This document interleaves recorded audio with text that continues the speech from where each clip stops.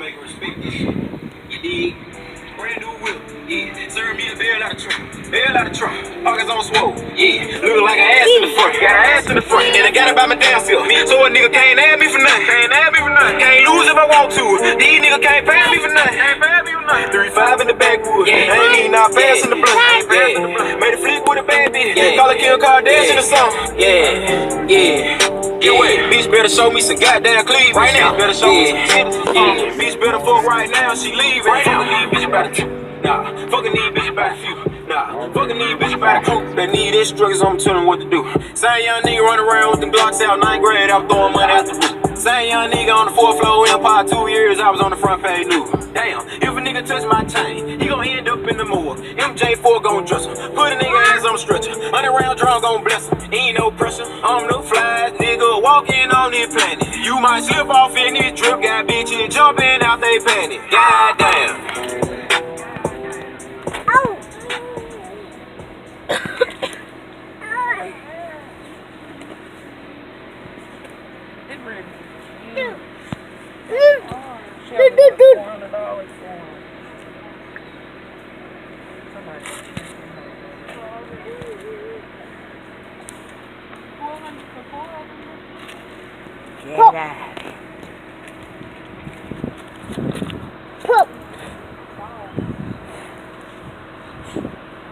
Bleek, bleek, bleek, bleek, bleek, bleek, bleek, bleek, bleek, bleek.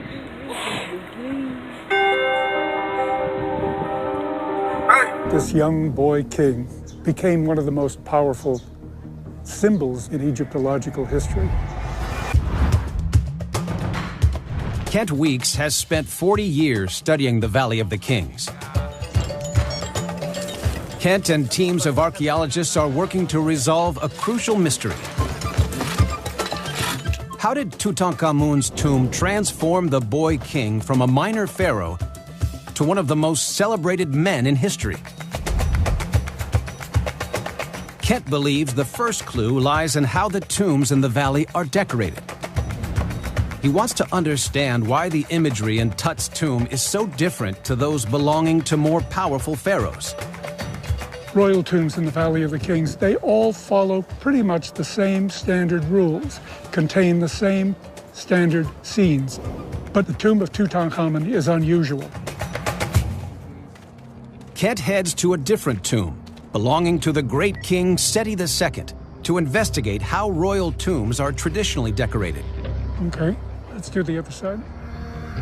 Although it was common for early Egyptian pharaohs to build pyramids, by the time of Seti II, rulers preferred to be buried underground.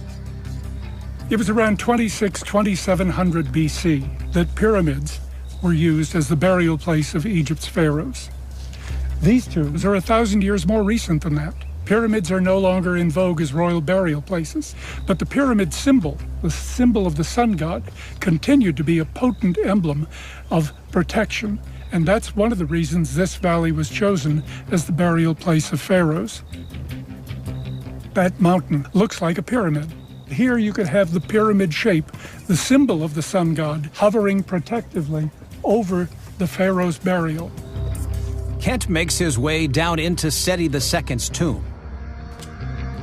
Inside, he forensically records every square inch of the carvings adorning the walls. Many of these artworks show scenes from the important religious text, the Book of the Dead. Their primary objective was to ensure the safe passage of the pharaoh from this life into the next. This was a major concern to Egyptians. When a pharaoh died, can we be sure the pharaoh is going to have a safe journey into the afterlife? All of the texts, all of the scenes in these tombs are designed to serve those simple functions. In ancient Egyptian beliefs, the journey to the afterlife begins as the sun sets. The pharaoh takes the route of the sun as it passes down into the underworld. Armed with spells from the walls of the tomb, he faces many challenges, including a lake of fire and a giant serpent. Most Egyptians would then face the most rigorous test, to have their heart weighed against the feather of truth. But the pharaoh was thought to be exempt. When he reaches the end, a parade of gods welcomes him to the afterlife. He is transformed into the sun god, and the sun can rise again. With the spells and prayers on the walls of the tomb acting like a guidebook for the pharaoh, the ancient engravers couldn't make a single mistake. When you look at these relief carvings, even something as straightforward as columns of hieroglyphic text, the first thing I think that strikes a person is the care, the attention to detail. The birds are meticulously shown. You can identify species of birds from the way they're depicted. The care is important because these texts are important. Most royal tombs are just as extensively decorated, with incredible attention to detail. But surprisingly, the tomb of Tutankhamun, the most famous tomb in the valley, is far less impressive. Tutankhamun's tomb is just 4 small chambers, each no more than 14 feet wide. At the heart of the tomb is a sparsely decorated burial room, modestly painted and with no carvings.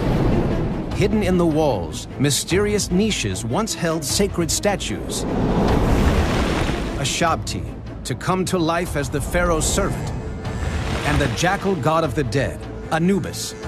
Tutankhamun's burial chamber is filled with magical decoration. But beside it, the rest of the tomb is left bare. This simple tomb is unlike any other royal tomb in the valley. All of these things conspire to make Tutankhamun's tomb unlike any other in the Valley of the Kings. He searches for clues that might explain why they're not as elaborate as other pharaohs. Today, Kent has a rare opportunity to study the religious text inside Tutankhamun's burial chamber. Lori Wong has found mysterious anomalies in the way the ancient walls have been painted. If we notice here, at the very base of the wall, you can see that there's drips running down. Throughout this tomb, we have drip marks. So it suggests this very fast, fluid action in terms of the application of the painting materials. Also, what's really unusual is that in this small burial chamber, each wall has a slightly different painting technique. It's unusual because one would expect in a small chamber that the painting technology would be the same from wall to wall. Kent has found something else strange about the imagery in the chamber. In other tombs, long corridors were filled with column after column after column of religious texts. Here, we have just a few highly abbreviated scenes. Kent has spotted an illustration of the pharaoh's journey through the underworld, but it's been dramatically simplified. We have 12 baboons shown here, each in a rectangle, each of them representing one of the 12 hours of the night through which the deceased pharaoh has to pass to achieve immortality. The key scenes are all there, but the artwork is nowhere near as elaborate as the carvings found in Seti's tomb. The absence of detail in the religious texts is unusual by any standard. Kent believes the drip marks and abbreviated religious decoration can only mean one thing. People were operating under a time constraint here, and that accounts for a lot of the painting, the absence of detail in the religious texts on the wall, the highly abbreviated form of the Book of the Dead. Time was of the essence. For whatever reasons, political or religious or what have you, they did want to get it done quickly.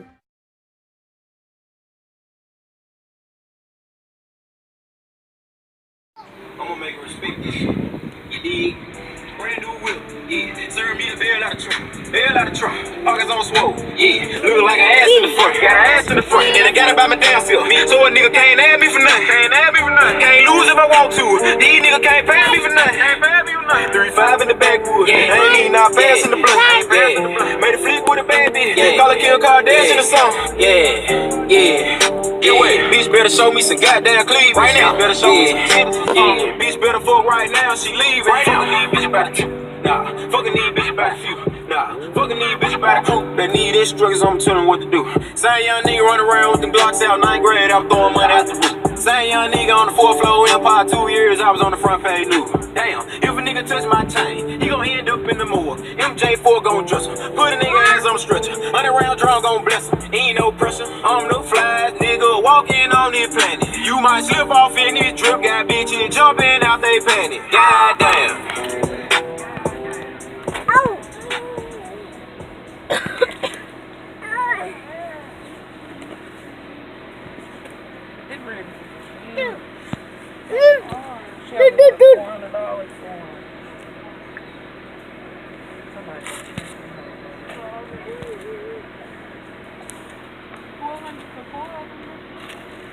Get out.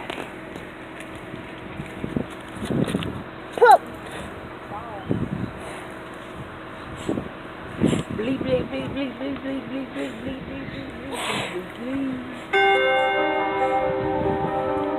Hey. Yeah. Bro, you ain't had shit.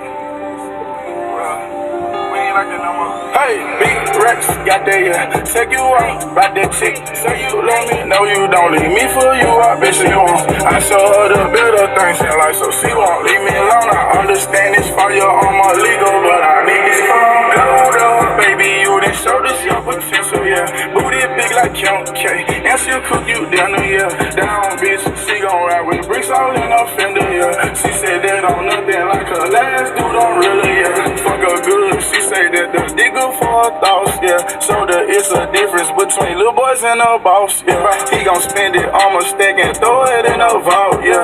Drip it so it's easy to get lost up in his sauce, yeah. Almost so they envy, yeah. I can't hate or bad, so no one cause it not in me. I just pray on Bleek, my team up now and we winning. Praying they don't try me cause I'm quick to get the sinning. Don't get froggy cause I'm grinning. No rules, take on my we so smooth. She like I know we not a test, but you gon' leave me on, right? I'm like, what you want? She like for you to fuck me all night. I'm like, I feel that you falling for me. She like, boy, you right. Hey, big Rex, got that, yeah. Take you out, about that chick. Say you love me, no you don't. Leave me for you, I bet she won't. I show her the better things in life, so she won't leave me alone. I understand this fire on illegal, but I need this crown. Glowed up, baby, you done showed us your potential, yeah.